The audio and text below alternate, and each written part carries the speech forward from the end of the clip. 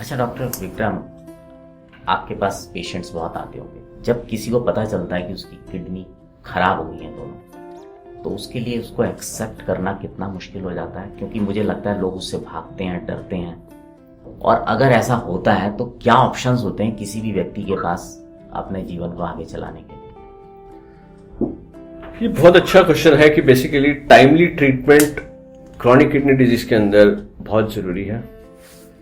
Time to time investigations, time to time follow up और time to time medications आपको regularly लेनी चाहिए। अगर किसी की किडनी खराब हो गई है और पेशेंट को क्रॉनिक किडनी डिजीज करके लेबल कर दिया गया है, डायग्नोज हो गया है कि इसको क्रॉनिक किडनी डिजीज है या स्टेज 4 है और वो स्टेज 5 में जाने वाले हैं, तो सबसे बड़ी चीज है कि हमें उनकी बैठ के काउंसलिंग करनी बहुत जरूरी है। अगर आप पेशेंट की काउंसलिंग बराबर से ना करें तो वो पेशेंट ऑलरेडी इतना परेशान होता है, क्योंकि इस बीमारी के अंदर एक तो बहुत ज्यादा फोबिया है लोगों के दिमाग में डायलिसिस को लेके कि अब हमारा डायलिसिस शुरू होगा या हमें किडनी नया बिठाना पड़ेगा, ट्रांसप्लांट होगा।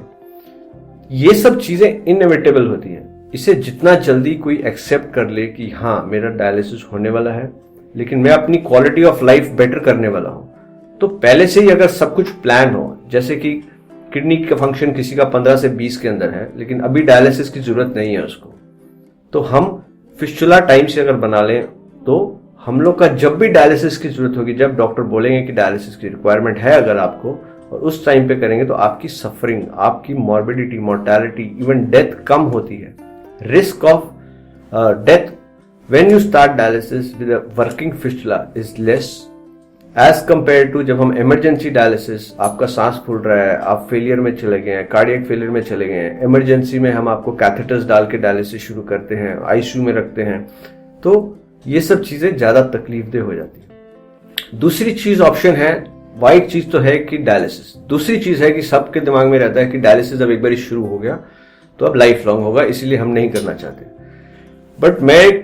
क्वेश्चन अगर आपको इनडायरेक्टली पूछूं कि जब आपके पास में कोई और ऑप्शन है ही नहीं, जब आपको मालूम है कि आपकी किडनी फेल हो रही है, आपके पास में 2 ही ऑप्शन है, डायलिसिस नहीं तो किडनी ट्रांसप्लांटेशन, तो आपको रेगुलर टाइमली डायलिसिस लेना चाहिए। टाइमली डायलिसिस मतलब एक तो टाइम से शुरू होना जब आपके दूसरे ऑर्गन्स इन्वॉल्व नहीं हुए, जैसे कि आपके हार्ट इन्वॉल्व नहीं हुआ, जैसे कि आपका ब्रेन इन्वॉल्व नहीं हुआ, नहीं तो लोग यूजुअली ऐसा दौरा पड़ जाता है उनको तो तब आके डायलिसिस शुरू करते हैं, और या फिर इनका हार्ट इतना वीक हो जाता है कि तब शुरू करते हैं डायलिसिस, या इनका हेमोग्लोबिन इतना ज्यादा कम हो जाता है कि हमें डायलिसिस के टाइम पे ब्लड देना पड़ता है उनको, उनके हार्ट के आसपास की जो पानी, लंग्स में पानी भर जाता है, हार्ट के आसपास पानी भर जाता है, तो लोग यूजुअली तब आते हैं, तो वो तरीका ठीक नहीं है। इसको रेगुलर डायलिसिस और adequate dialysis is most important. Adequate dialysis आपके डॉक्टर आपके लिए डिसाइड करेंगे कि आपको 2 बारी हफ्ते में डायलिसिस करना है कि 3 बारी हफ्ते में डायलिसिस करना है, वो आपके डॉक्टर से कंसल्ट करने के बाद ही आप करेंगे। दूसरा ऑप्शन है किडनी ट्रांसप्लांटेशन। तो अगर आपके पास में डोनर है, लिविंग डोनर है, फैमिली से कोई दे रहा है, तो आप ट्रांसप्लांट की प्लानिंग जब आपका किडनी फंक्शन 15 से 20% के आसपास है और जब मालूम है कि अगले 6 महीने में, 1 साल में आपको किडनी का ट्रांसप्लांट करने का है, तो हम वो भी प्लान कर सकते हैं। अपने डोनर्स को अपना फैमिली के अंदर अपना डिस्कस करके, डोनर्स को प्रिपेयर करके, डोनर्स की टेस्टिंग करके कि वो किडनी देने लायक है भी कि नहीं है, तो ये सब चीजें हम प्लान कर सकते हैं। दूसरी चीज होती है, जब हम ट्रांसप्लांट की बात करते हैं तो सबसे बड़ा क्वेश्चन हमारे दिमाग में आता है कि हमारे पास में किसी का ब्लड ग्रुप मैच नहीं हो रहा। तो उसमें 2 ऑप्शंस होती हैं, या तो 2 फैमिलीज हैं जिनमें पेशेंट भी है, डोनर भी है, बट दोनों में आपस में ब्लड ग्रुप मैच नहीं हो रहा, तो 2 फैमिलीज के बीच में हम लोग किडनी एक्सचेंज कर सकते हैं कि एक फैमिली से दूसरी फैमिली को किडनी दे सकते हैं और दूसरी फैमिली उस पेशेंट को किडनी दे सकती है, तो इसे स्वैप ट्रांसप्लांट बोलते हैं। दूसरी चीज होती है अगर आपका एबीओ इनकॉम्पैटिबल ट्रांसप्लांट है, आप ब्लड ग्रुप दूसरे क्रॉस द ब्लड ग्रुप भी ट्रांसप्लांट कर सकते हैं हम बहुत इजीली, और ऑलमोस्ट 30% पेशेंट्स एबीओ इनकॉम्पैटिबल ट्रांसप्लांट करते हैं और सक्सेसफुल ट्रांसप्लांट्स हैं, और आउटकम देखेंगे सेम ब्लड ग्रुप और एबीओ इनकॉम्पैटिबल ट्रांसप्लांट्स का मोर और लेस सेम है, बट ऑब्वियसली कॉस्ट थोड़ी बढ़ जाती है, और वो भी चेक करने के बाद में हम लोग टाइटस देखने के बाद में पेशेंट को किस तरह का ट्रीटमेंट मोडालिटी यूज करनी है, तो कॉस्ट में डिफरेंस डेफिनेटली आ जाता है अगर डिफरेंट ब्लड ग्रुप का ट्रांसप्लांट कर रहे हैं। तीसरी ऑप्शन है, अगर आपकी फैमिली में डोनर नहीं है तो आप अपने आप को रजिस्टर करा सकते हैं कैडेवर डोनर्स के लिए।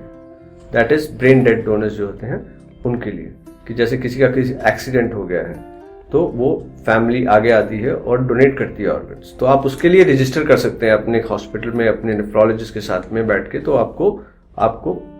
जब भी आपके सेम ब्लड ग्रुप का matching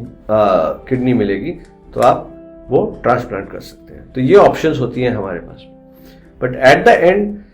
obviously world kidney day में अवेयरनेस के लिए है, लोगों की अवेयरनेस के लिए है, हेल्थ पॉलिसीज बनाने के लिए है, प्रोफेशनल्स को अवेयर करने के लिए है कि किस तरह से किडनी को मैनेज करना है, किस तरह से किडनी पेशेंट्स को मैनेज करना चाहिए। बट सबसे ज्यादा इंपॉर्टेंट काम है कि आज की डेट में ऑर्गन्स की शॉर्टेज बहुत है। ऑर्गन्स की शॉर्टेज होने की वजह से बहुत सारे पेशेंट्स हैं जिनको ट्रांसप्लांट नहीं मिलता है, जो बेस्ट ऑप्शन है किडनी पेशेंट्स के लिए। तो वो हम तभी कर सकते हैं जब हम लोग सब लोग प्लेज करें और रजिस्टर करें अपने आप को कि आपकी डेथ के बाद में आप कुछ ऑर्गन्स दे सकते हैं, आप लिवर दे सकते हैं, किडनी दे सकते हैं, हार्ट दे सकते हैं। तो ये बहुत जरूरी है। तो ये अवेयरनेस प्रोग्राम रन करना एक बहुत ही महत्वपूर्ण चीज है, जिसे हमको सबको एक दूसरे को एजुकेट करना है इस बारे में। बहुत बहुत धन्यवाद डॉक्टर विक्रम आपका, आपने बहुत समय दिया और बहुत अच्छी जानकारी दी जो कि मुझे पूरी उम्मीद है कि लोगों के काम आएगी। तो मेरे ख्याल से जो आज की जानकारी है, अगर ये आप सिर्फ अपने तक ना रखें, इसको अपनों के साथ भी साझा करें, क्योंकि जागरूकता एक ऐसी चीज है जितना उसको बांटेंगे उतना वो बढ़ेगी। अब आपसे विदा देते हैं, नमस्कार।